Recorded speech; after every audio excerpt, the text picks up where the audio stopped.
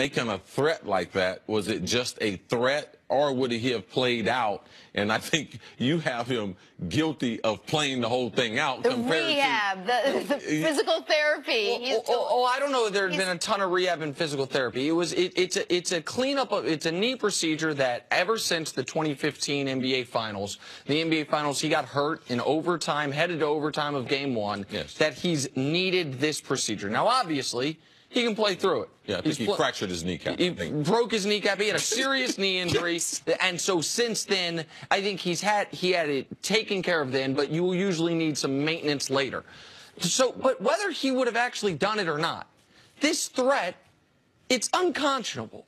Like, what is the, if you are saying, I want to be traded, fine.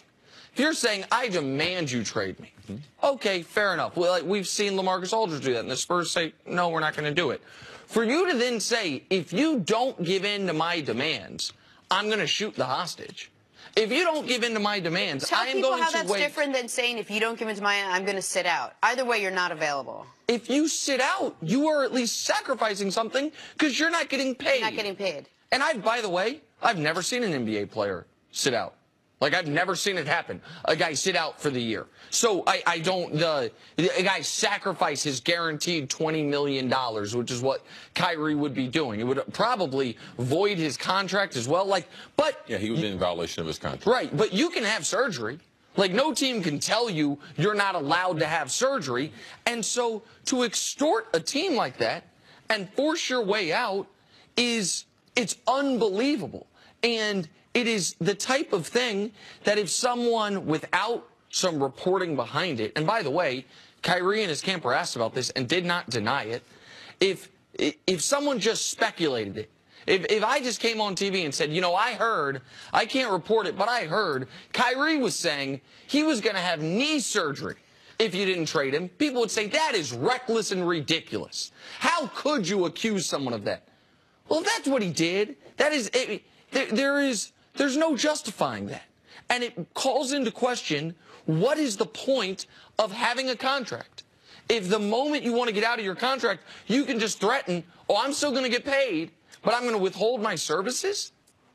I wouldn't make an excuse for Kyrie, all right? I think that if we were to paint a full picture, we would also know that Kyrie found out that the Cavs were trying to trade him. And in the process of doing that, I don't know what him and LeBron's relationship. I'm not going to guess on that, all right? But Kyrie had decided he wanted to play elsewhere, and he was forcing his way out of the organization. So am I surprised in trying to get out? If the number one thing for him and his camp were to get out of Cleveland, these are the type of threats that you would have to make. And given, Mannix makes a great point. They had a brand new general manager. The owner of the team, Dan Gilbert, couldn't be trusted. He's very, very emotional. So I could see why Kyrie wanted out. If I agree with how he went about doing it, see, to me, the thing is about, was he successful? He was successful at doing this. He accomplished what he wanted to. Like, he forced the team's hand, regardless if we know if he was going to do it or not. I'm not going to make him guilty of sitting out the season because he didn't do it. Do you agree with him threatening it? I know. Yes, absolutely. But you're okay with him threatening it? Because he wanted to get out. Yes, he had to get out. But he got out of a team that wanted to trade him. He didn't go to a team that wanted him there and say, I don't want to play for this team anymore. Here's the amazing thing. They didn't want him to be on the team. Here's the amazing thing about... No, it's not that they didn't. I know, but they wanted other players for him. Hold on a second. Here's the amazing thing. Do you know why, while the Cavs have had all this question about LeBron, is he coming back at the trade deadline, the Cavs... Do you know why LeBron has not been included in trade rumors? Because when he was negotiating his contract, he had a no-trade clause put into it. Those are available to you. If the idea that of being traded from the team is going to cause so much emotional distress... How many players in the NBA have a no-trade clause? I think 3 or 4 right now. Okay. Yeah, okay. Do you think Kyrie's in that breath? What? No, but... Actually, Golden State just signed Steph, and they would not give him a no-trade. Exactly. Because almost everyone is tradable. And when guys get included in trade rumors, they don't then threaten to sit out the season. Like, Cece. It's not as if we're surprised the NBA player reacts emotionally. Like, you can't be surprised by that. Cece, I am shocked that a guy threatened to have knee surgery he didn't need. We know he's fine playing without it. He's playing as well this year as he did last year. You're shocked if he wants to get out of Cleveland that a guy wouldn't make an idle threat? How are you assigning an idle threat? How are you? Because you have to. No one's ever done that before. Like, no one's ever did what Kyrie was suggesting that he would do. But you know he wants out of the organization. I'm also not familiar with guys threatening to even have the surgery. So the idea we don't know all the conversations people have, Nick, in negotiating their contract. Of course. We have a guy that's trying to take direction of his career. All right? And I respect that. I told you that from the beginning of the season. Like, I really respect, because he's responsible for himself. He doesn't know what LeBron's going to do in the future. The team had already showed that they were trying to trade him. So why would I be stuck in Cleveland to play one more year with LeBron, not know what the future is? Let me take a little more control and let them know I don't want to be here anymore. Okay, hold on. A couple things. One of the reasons they tried to trade him was his own immature actions. We can all agree on that, right? Right? Do we agree? I don't know why they wanted to trade him.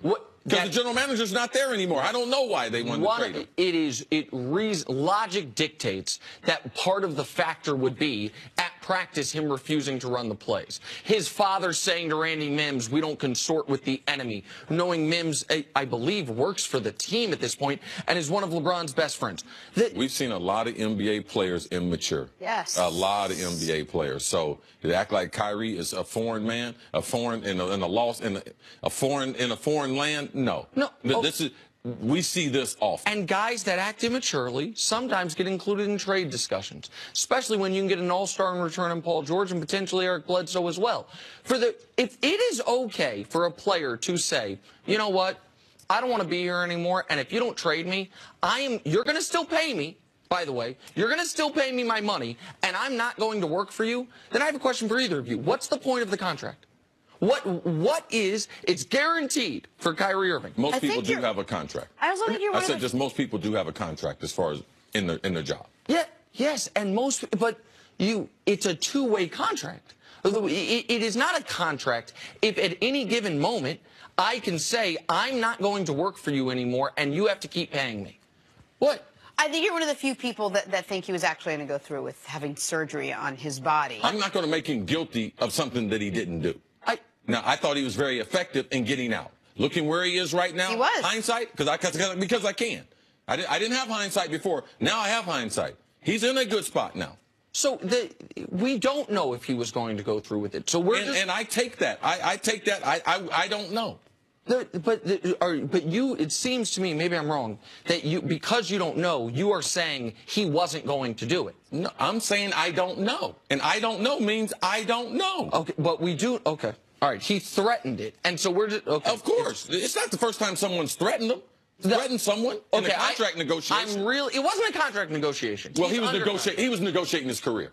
But this is... LeBron has threatened people. You know how he did? He said, if you guys don't make a move, then I'm going to move. Like, right? When he was right. Then he said, if you don't make a move, then I won't re-sign when I'm under contract, right? No. His contract was being voided. His contract was smaller. Right. All right? LeBron had dictated what he wanted to do. All right? Kyrie was trying to get out of Cleveland. Can we stop acting like Kyrie was a free agent? He wasn't a free agent. It doesn't matter in the NBA, Nick. When you have guaranteed contracts, if you want out, you can get out.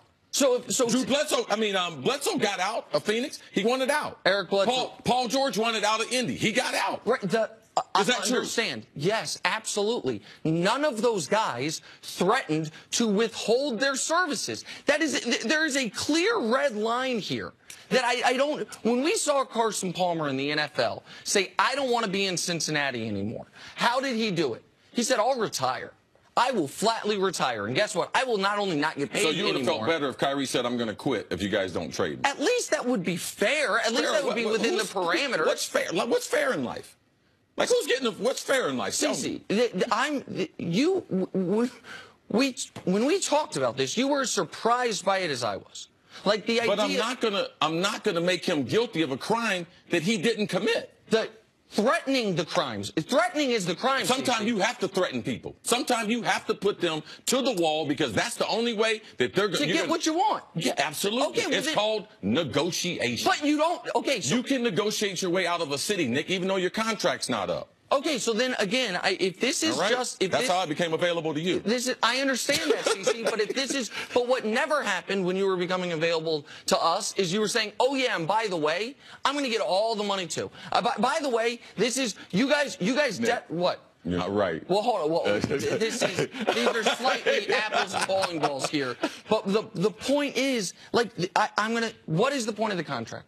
Can Anthony Davis today say, I'm going to go have shoulder surgery if you don't deal me by the deadline? The point of the contract is you can't play in the NBA without one. The owners, that's the way they collectively bargained it. Okay. That's the reason. Well, that's a new paradigm then. And I'm very excited for it. I'm very excited for every player every day to be a free agent. And I'm very excited if this touches the NFL to see if the players you support on it. Because if an NFL player did this, you'd be apoplectic. So, no, this is great. Everyone's on a one-day deal. I expect less from the NBA players. Okay, there we go.